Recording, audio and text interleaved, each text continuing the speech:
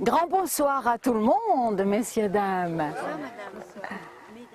Nous allons vous en apprendre un peu sur les femmes. Messieurs, est-ce que vous êtes d'accord? Vous croyez tout savoir peut-être sur elles? Presque. On va vous dévoiler quelques petits mystères. Mais il faut se laisser emmener. On remonte le temps, on remonte. Au moment où le temps était dans le temps, vivait le Créateur. Et le Créateur, il sentait qu'il était à point, il sentait qu'il était plein et que sa création devait sortir. Et un jour, il s'est dit, allez, ça y est, j'y vais. Alors, il a fait des choses extraordinaires. Il était étonné lui-même, hein. Il a fait les montagnes, les vallées. Il a d'abord séparé, j'ai oublié de vous le dire, il a séparé les eaux d'en haut des eaux d'en bas. Il a créé la terre sur des gros piliers, sur les eaux d'en bas. La coupole au-dessus de la tête. Il y a fait glisser le soleil et la lune pour éclairer, pour séparer le jour et la nuit. Puis il a fait les jolies étoiles. Et puis il a fait aussi des petits trous pour laisser passer la pluie. Même qu'on se dit que parfois, il serait temps de les reboucher, hein, les petits trous. Waouh! Il était enchanté. Enchanté de son travail. Les montagnes, les vallées, les fleuves, les petites rivières, la Meuse, les forêts. Ah, c'était beau, très beau. Alors, il s'est dit, je ne vais pas en rester là. Je sens que je suis encore prêt à pousser quelque chose de plus beau. Il est sorti du Créateur, l'homme. Ah, je vois, madame. Ah, et le premier, il était parfait, parfait à l'image du Créateur. Et le Créateur lui a dit, écoute, le terreux, voilà, amuse-toi, profite. Découvre les forêts, va nager dans la Meuse. Homme, découvre. Et puis, si tu veux, tu peux aussi travailler. Tu vas faire défiler devant toi les bêtes et tu leur donneras un nom. Et c'est ainsi que l'homme s'est attelé à sa tâche. Il a fait passer chien, chienne, chat, chatte, pan, panne, canard, canne, chèvre, bouc, mouton. Non, pas mouton. Quoi? Non, pas mouton. Brebis, Bélier. brebis, bélier. Et mouton, on ne peut pas dire ça? Ben oui, mais il n'y a pas de suite alors. Bon. Éléphant, Éléphante. renard, renarde. Et tout a défilé, hein. Le pou et la puce, le moustique, la moustique, la poule, le coq, l'orvet, l'orvette, tout quoi. Il était un peu fatigué, l'homme. C'était pas rien, c'était un fameux boulot, ça a duré un certain temps. Et puis en même temps, un peu triste aussi. C'est bizarre, hein. Ils sont tous là, deux par deux, et moi, je suis tout seul. Oh non, ça va pas comme ça. Et il était là tout chagriné, alors le Créateur est arrivé. Il était en train de se reposer, le Créateur, et il a entendu de loin le chagrin de l'homme. Il est venu tout près de lui, il lui a dit, qu'est-ce que tu as? Ça va pas?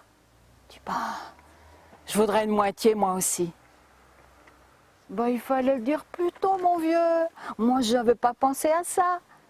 Écoute, tu vas t'allonger et je vais faire tout ce qu'il faut. M'allonger, Seigneur? Oui, oui, n'aie crainte, allez, fais-moi confiance, je suis quand même ton Créateur. Et l'homme s'est allongé. Ferme les yeux. À fond, plus fort que ça, les deux. Enfin, l'homme a fermé les deux yeux. Et tout doucement, sous le charme de la voix du Créateur, eh ben, l'homme s'est endormi. Le Créateur, zip, et là, il a pris une côte de l'homme. Une belle côte. Ça, on ne peut pas dire le contraire. Une belle côte. Et il était là, prêt à créer la femme, quand des cris retentissent. C'est Gabriel. Gabriel, l'ange Gabriel, qui dit « Seigneur, Seigneur, faut absolument que tu viennes tout de suite. Là-haut, il y a du rififi dans la cuisine des anges. Vite, ça ne peut pas tarder. » Oh, nom d'un chien, dit Dieu, on n'est jamais tranquille. Il a déposé par terre la côte et il a suivi l'ange. Il a rétabli l'ordre. Et puis, il est revenu. C'est là qu'il l'avait déposé, hein? C'est là, hein? Oui, c'est là. Eh bien, il n'y est plus. La côte a disparu. Alors il regarde devant, derrière, partout, plus de côte. Oh, ben ça, c'est la meilleure. Et lui est toujours endormi, il n'a pas bougé d'un pouce. Hein. Oh, c'est pas possible.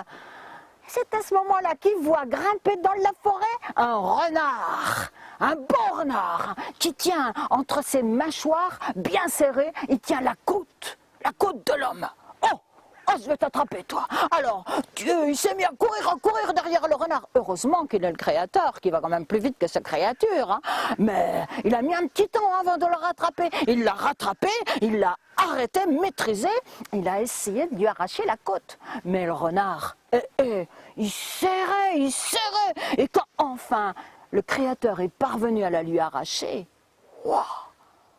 Oh, ben ça! Sur la côte, il y avait la marque de toutes les dents du renard.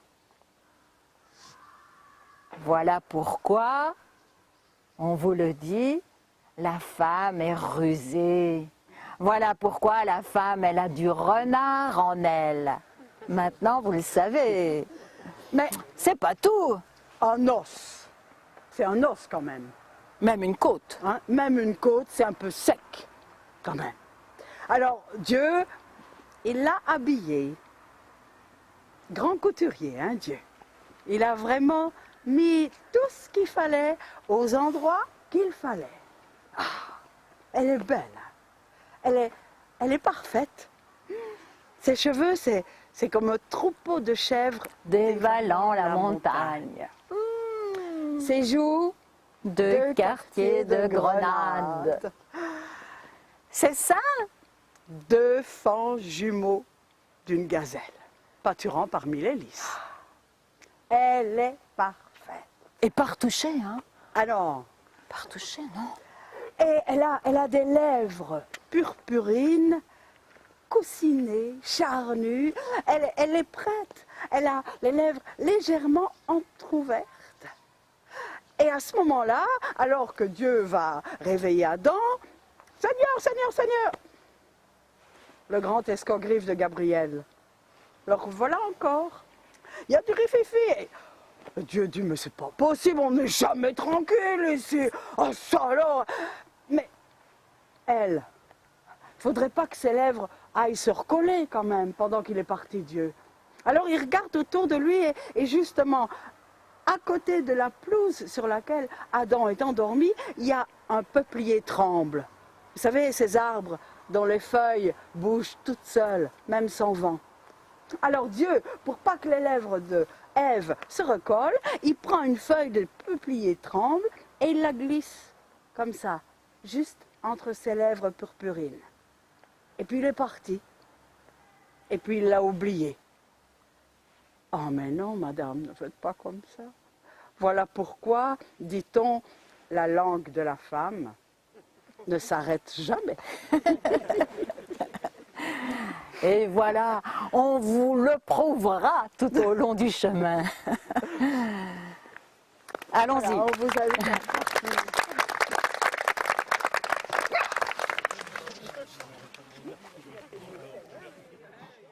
Siffle, siffle mon frère, toi qui m'as mis en terre, dans la forêt d'Avé, pour la rose de pin perlé. Il n'y avait plus rien à dire.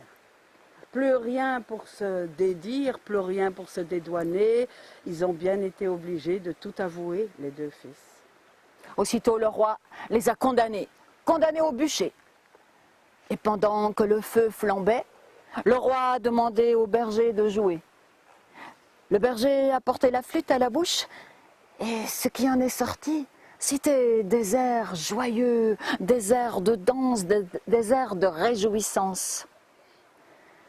Après quoi, le vieux père, Il a encore. il est rentré chez lui, il est rentré au château, il a vécu de nombreuses années, il est mort très vieux. Et quand le roi est décédé, la République a été proclamée. Voilà.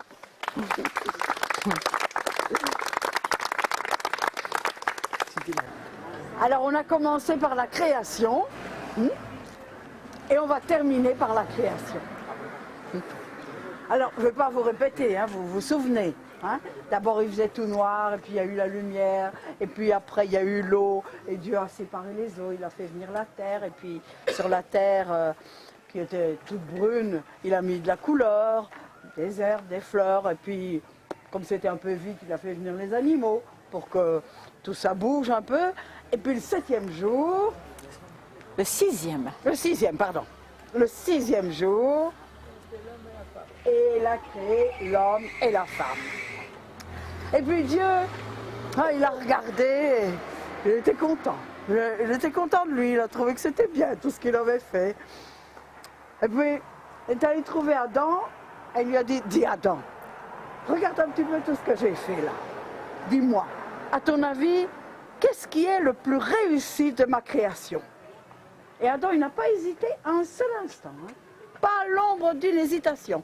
Il a eu un geste vers Ève et il a dit, c'est elle. Alors Dieu, il s'est tourné vers la femme et il a dit, dis Ève, à ton avis, qu'est-ce que j'ai fait de mieux? Qu'est-ce qui est le plus réussi dans la création? Ève, elle n'a pas eu un seul instant d'hésitation. Hein. Elle a fait un geste pour montrer à Adam. Elle a dit, je suis d'accord avec lui. Le plus réussi, c'est moi.